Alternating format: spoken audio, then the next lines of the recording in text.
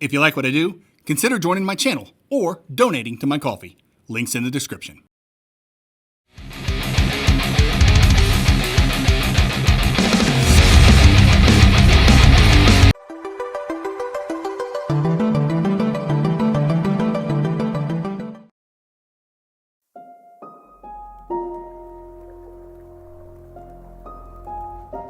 I'm not going to bury the lead on this video. If you've been a fan of my channel for literally any amount of time, you know how I feel about Ender Lilies, Quietus of the Nights. It is my favorite Metroidvania. To put that into perspective, I am rapidly encroaching on beating my 200th Metroidvania. I've played quite a few of these games, and saying Ender Lilies is my favorite, at least to me, is saying something. There are a lot of reasons for Ender Lilies being my favorite, and I plan on going over them in this video, yet this proclamation has gotten me some heat from individuals in the MV community who just cannot fathom that an MV fan could like anything over Metroid or Castlevania. But I assure you, we exist. I might even be so bold in saying that there are plenty of MVs out there better than the holy MV trinity of Super Metroid, Symphony of the Night, and Hollow Knight. All you gotta do is be open to playing them. It's funny.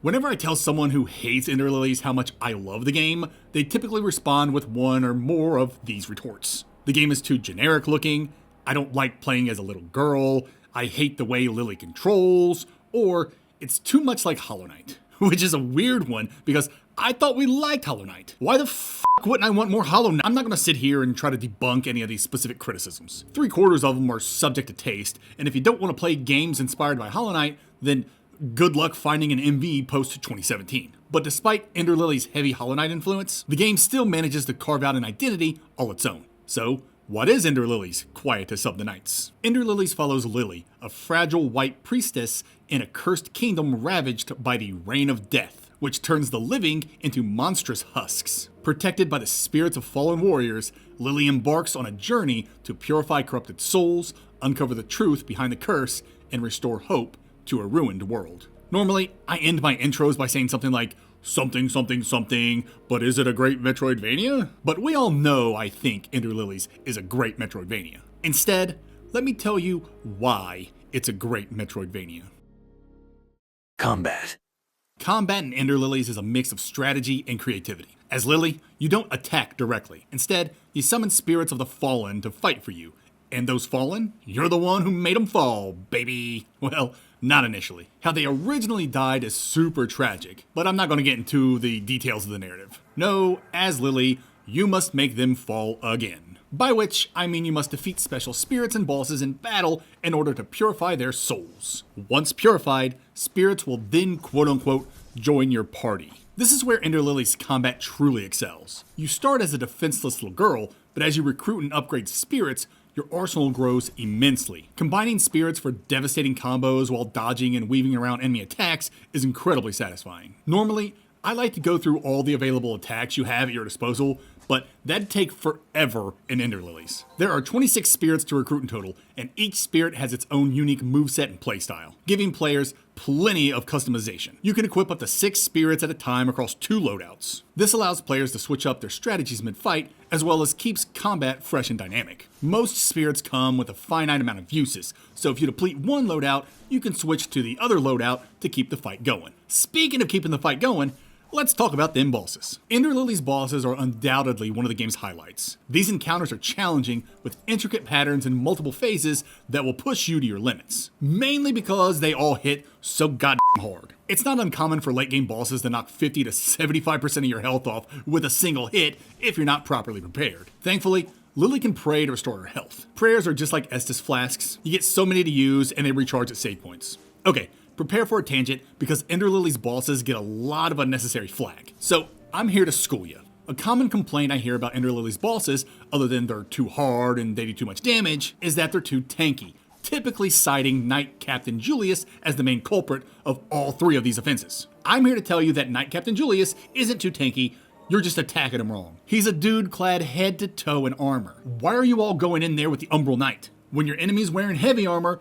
you don't slash, you bash. Just take my boy Jared in there and Julius will crumble in no time. Not only does Jared do more damage as well as penetrate Julius's defenses, but Jared's also great at shattering enemies' poise bars. Every enemy has 2 bars, a red bar to indicate their health, and a white bar to indicate their poise. Depleting an enemy's poise bar leaves that enemy temporarily stunned, allowing Lily and her spirits to wail on them uninterrupted until they recover. This is one of my favorite things about Ender Lily's combat. It adds a much needed layer of strategy, considering each spirit affects the poise bar differently. Plus, it feels great to just beat the ever-loving crap out of these monsters with reckless abandon. Lily also starts with a defensive maneuver that...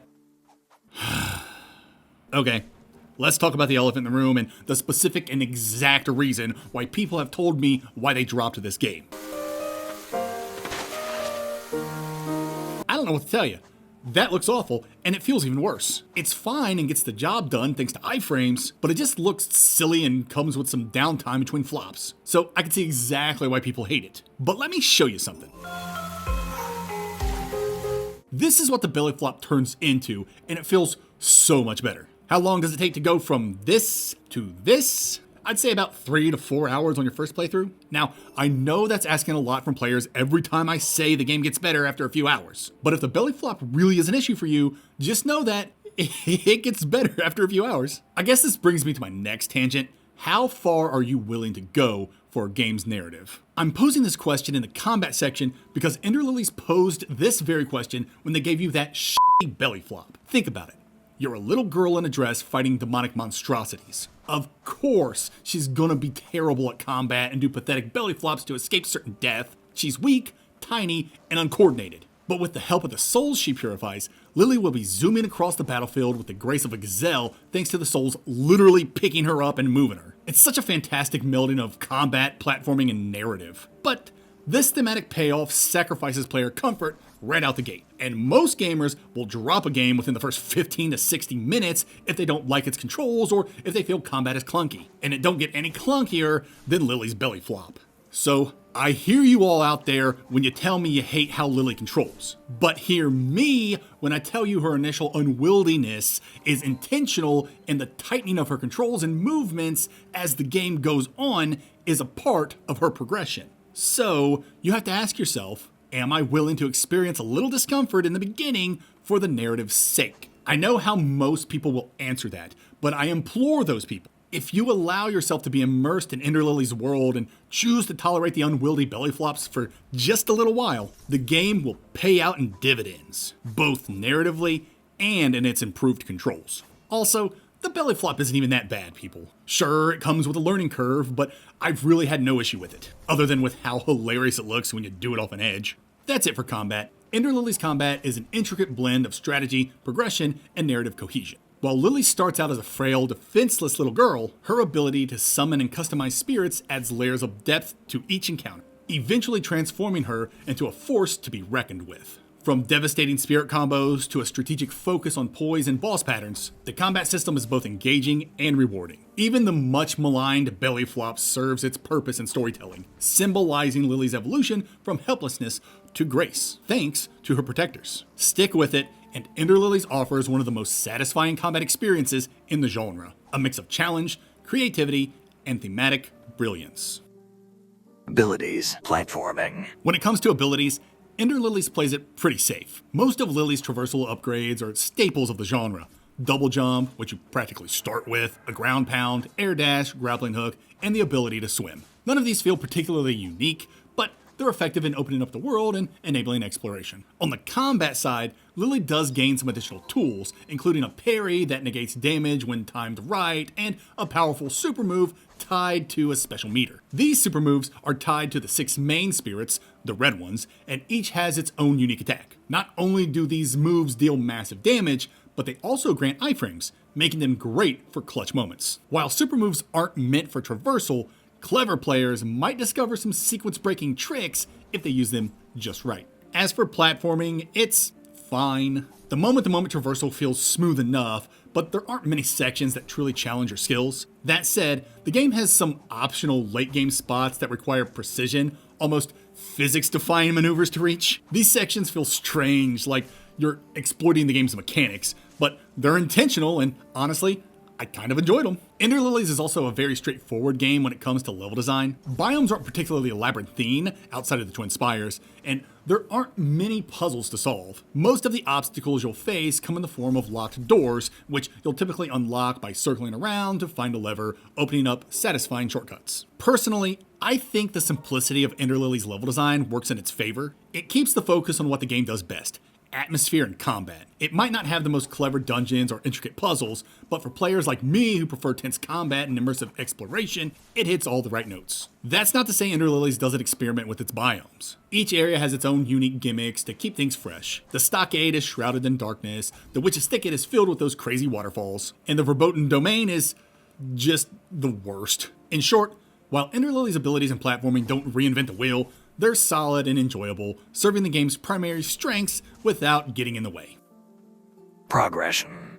Ender Lilies' progression is kind of odd. It has a traditional leveling system, and when I say traditional leveling system, I'm talking Dragon Warrior on the NES traditional. There are no skill trees or points to allocate. Each level simply boosts Lily's attack. Stats like HP and defense remain untouched by leveling, which means you'll need to rely on exploration to improve those areas. To increase Lily's HP, you'll need to track down amulet fragments scattered across the world, while defense is boosted by equipping relics. These accessories modify Lily in various ways, such as reducing damage taken, increasing XP gain, or granting additional prayers to restore health. Relics can be game changers when equipped strategically, making them some of the most exciting rewards to find. But Lily can only equip a limited number of relics at a time. To expand her capacity, you'll need to find chains of sorcery while you're out and about. Lily can also level up her spirits by spending blight she collects. There are 2 types of blight caches, technically 3 types, but one is exceptionally rare, that Lily can find while exploring. Using blight to upgrade your spirits can make them stronger, add more uses, or give them more range and other added effects. There's a lot of blight caches to find, so I wouldn't worry too much about stockpiling blight. Just spend it on the spirits you like. Not upgrading your spirits is gonna make the early game harder than it needs to be. Beyond the leveling, relics, and upgrading spirits, progression in Ender Lilies is fairly bare bones. There's no currency, no shops, and no NPCs handing out side quests. Lily's world is truly desolate, and this little girl is truly alone in her fight for survival. This simplicity reinforces the game's somber tone, placing the burden of Lily's growth entirely on the player's willingness to explore. If you want Lily to have a fighting chance, you'll need to scour every corner of the map for upgrades. That's it for progression. While it might not offer the depth or customization of some other Metroidvanias, Ender Lilies' progression system works to enforce its atmosphere. The game's focus on exploration over grinding or skill trees ensures every upgrade feels meaningful, rewarding players who take the time to uncover the game's secrets. Exploration. Exploration in Ender Lilies is rewarding in a couple of major ways. 1, there's lots of things to find to enhance Lily, and 2, there's lots to discover to enhance your understanding of Lily's tragic world. Let's start with the tangible rewards. As mentioned earlier, you'll find amulet fragments and amulet gems to boost Lily's HP, relics that provide a variety of gameplay modifications, chains of sorcery to increase her relic capacity, and blight caches to upgrade your spirits. You can also stumble across optional boss fights. Some of these optional fights are more easily found than others, but it's always fun when you happen upon one, and defeating them recruits them to your party, thus giving Lily another attack. There are 20 of these optional spirits spread across Lily's world. Some are okay, some are awesome, and some are necessary for some late game content. These mini-bosses, if you will, are cool and unique rewards both mechanically and narratively. On top of all these things you can find, there's something else you can discover that enhances Lily's prayers,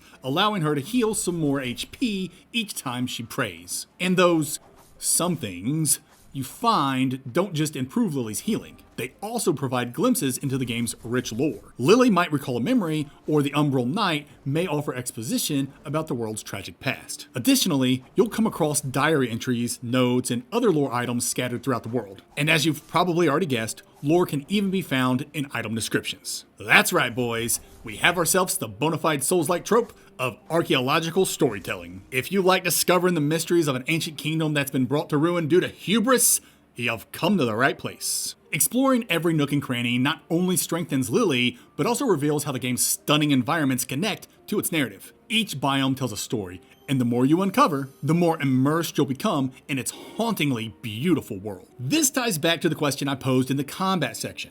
How far are you willing to go for a game's narrative? If you're willing to endure a bit of movement discomfort at the start of the game to fully immerse yourself in Ender Lily's story and world building, the payoff is immense. You'll experience one of the most moving and impactful narratives in gaming, presented through a combination of environmental storytelling, lore fragments, and the weight of Lily's journey. That said, if you're not someone who plays games for narrative depth and don't like Souls-like storytelling, Ender Lilies might feel underwhelming. The combat and atmosphere are excellent in their own right, but much of what makes Ender Lilies special lies in its story. If you're willing to engage with its lore and connect the dots, you'll find a truly unforgettable experience. If not, you may miss out on a lot of what makes Ender Lilies connect with so many people.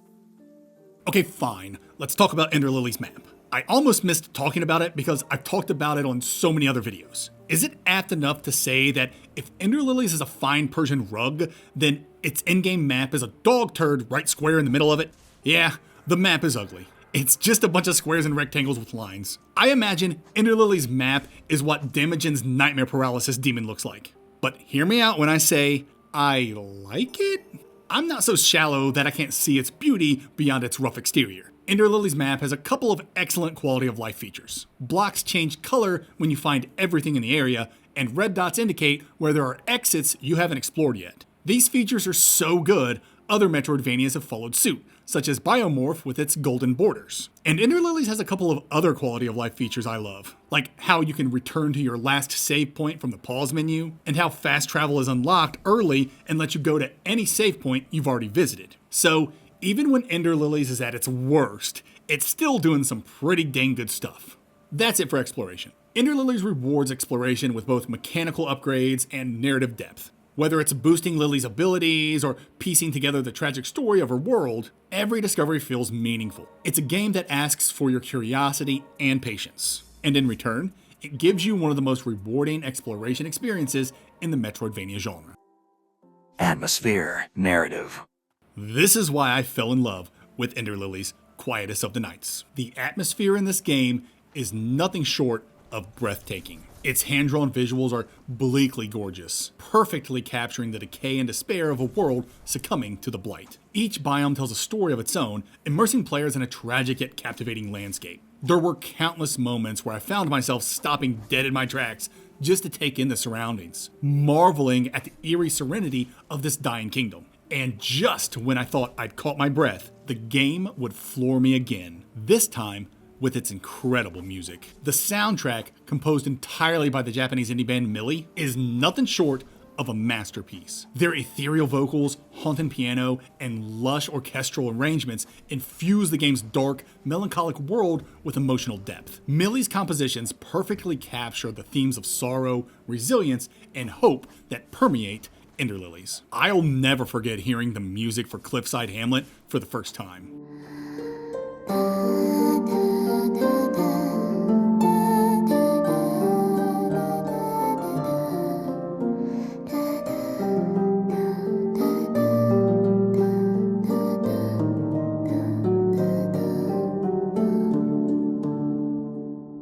This track, with its cheerful vocalizing, seemed so out of place in such a decrepit and desolate town, and yet, somehow, it worked. It felt like the perfect representation of Lily herself, an innocent, pure child burdened with the impossible task of cleansing a broken world. That glimmer of hope shining through the darkness might be why this song, like so many others in the soundtrack, resonates so deeply. With Millie at the helm, Ender Lilies weaves an unforgettable soundscape that elevates its already stunning visuals and further immerses players in its sorrowful yet beautiful world.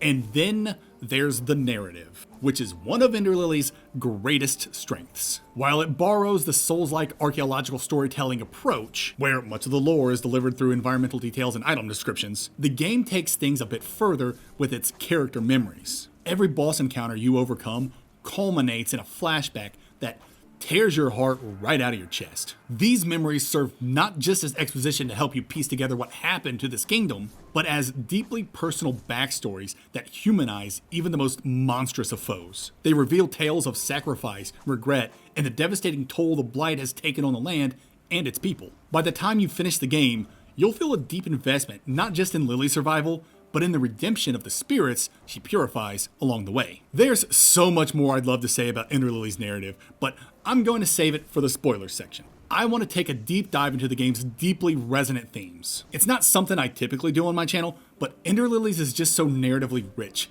impressively so if you consider its relative short 8 to 10 hour runtime. I also want to discuss one of my favorite parts in great detail. Anyway, to wrap this section up, if you haven't already gathered, Ender Lily's atmosphere and narrative are nothing short of phenomenal. When I posed the question earlier about how far you're willing to go for a game's narrative, this is exactly what I meant. Tolerating a little discomfort in the early hours has never paid off as well as it does here. Plus, the game offers 3 impactful endings to uncover, alongside optional content that adds even more depth to its world. And that's it. This is your final spoiler warning. Go to this timestamp to fast travel to my final thoughts. Spoilers. Okay, this is where the English professor in me is going to come out. Whenever I fall in love with a story, I tend to analyze the out of it to understand why I love it so much. The following are 10 themes woven into Ender Lily's narrative, gameplay, and even visual design that create a deeply immersive experience.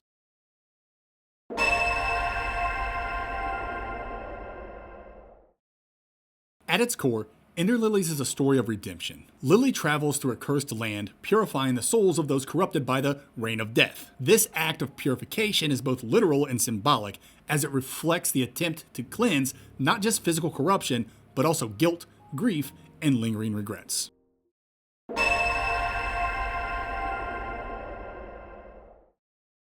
The spirits Lily purifies often seek forgiveness, either for their failures or for the harm they caused in their corrupted states. This story is steeped in themes of sacrifice. Many of the spirits Lily encounters were once protectors, knights, or guardians who gave their lives to defend their homeland or loved ones. Their sense of duty and willingness to sacrifice themselves is mirrored in Lily's own journey as she shoulders the burden of purifying the blight and restoring balance to the world. The game asks players to reflect on the cost of duty and whether such sacrifices are worth the price. Remember how all those knights drank the deathless elixir to protect their homeland only to become blighted? Gets me every time.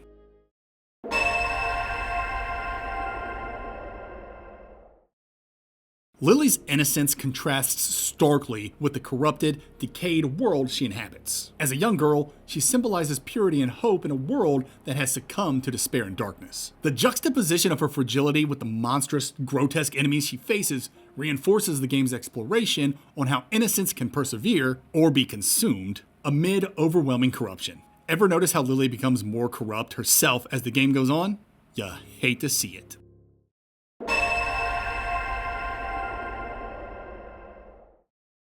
Almost every character and spirit Lily encounters has experienced profound loss, whether it's loved ones, their home, or their sense of purpose. The ruins of the kingdom and the memories scattered throughout the world tell stories of despair, grief, and the futile attempts to save a land already doomed. The game explores how people cope with loss, from those who succumb to their grief to those who fight against it.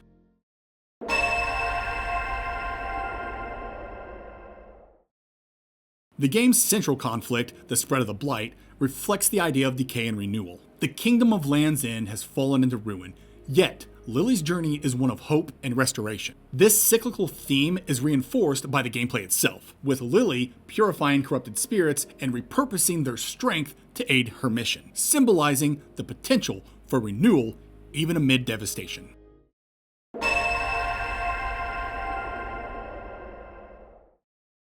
A recurring theme is how unchecked emotions, particularly wrath, can lead to ruin. The game portrays the Blight as not only a physical curse, but also a manifestation of humanity's darker impulses, such as anger, fear, and despair. Many of the spirits Lily encounters, Knight Captain Julius being a perfect example, were consumed by their wrath, which led to their downfall. This ties into the game's broader meditation of the destructive power of sin and the redemptive power of compassion.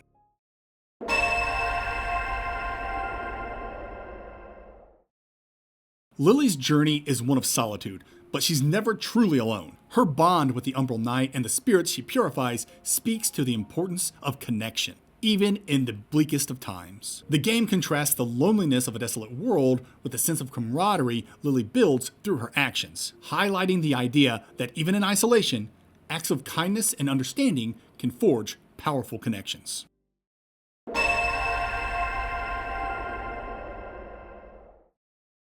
Lily is thrust into the role of the White Priestess, inheriting the responsibility of cleansing the blight. This theme reflects the weight of legacies and how individuals are shaped, or burdened, by the actions of those who came before them. Lily must come to terms with the history of Land's End and the sacrifices of the previous White Priestess Freysia as she forges her own path.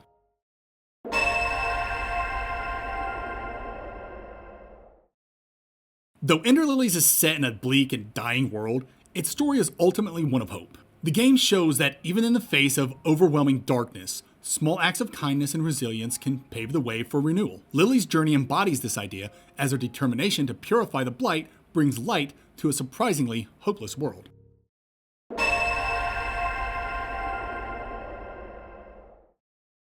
The downfall of Land's End is a direct result of humanity's hubris and desperation, as the kingdom sought to harness the power of the blight for its own ends. Yet, the game also showcases humanity's resilience, courage, and capacity for love, as seen in the sacrifices made by the spirits and the care Lily receives from her allies. That's a lot to take in, and that's not even an exhaustive list of every theme the game explores. Ender Lilies really is a narrative-rich experience that successfully marries storytelling, visual design, and gameplay to tell a truly compelling tale.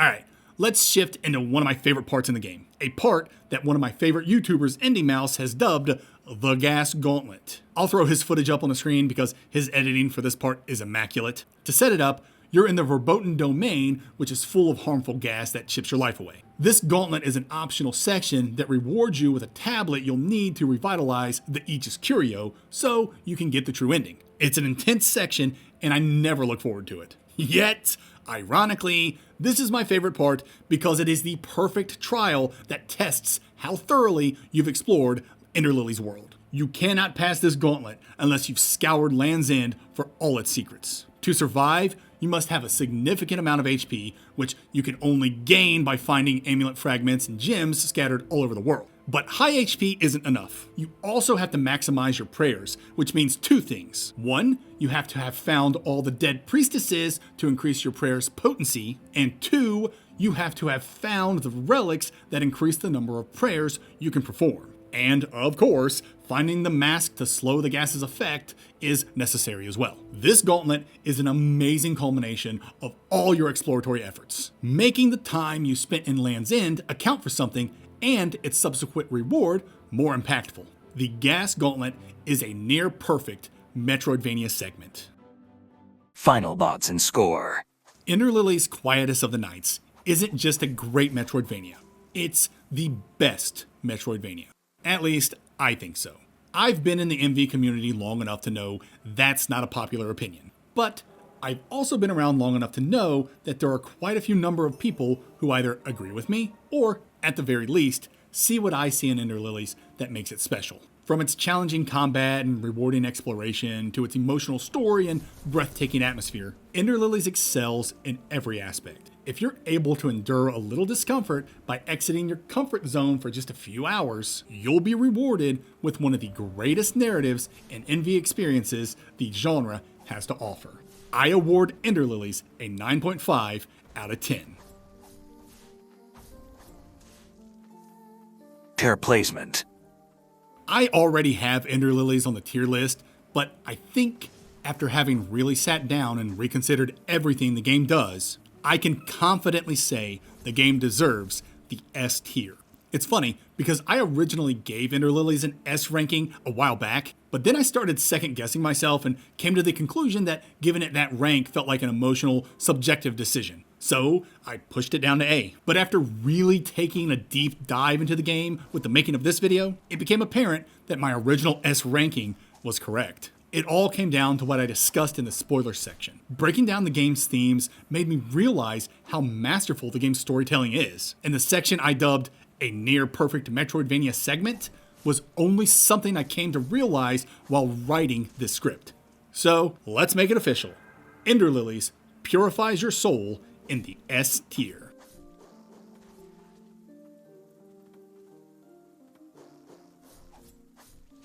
Ender Lilies wears its Hollow Knight influence on its sleeve, but aren't we all an amalgamation of the things that inspire us? Thankfully, Ender Lilies takes that inspiration and creates an identity all its own. It doesn't just stand on the shoulders of giants, it becomes one itself. Ender Lilies is my favorite Metroidvania, and I'll no longer be Quietus about it. Yeah, that was bad.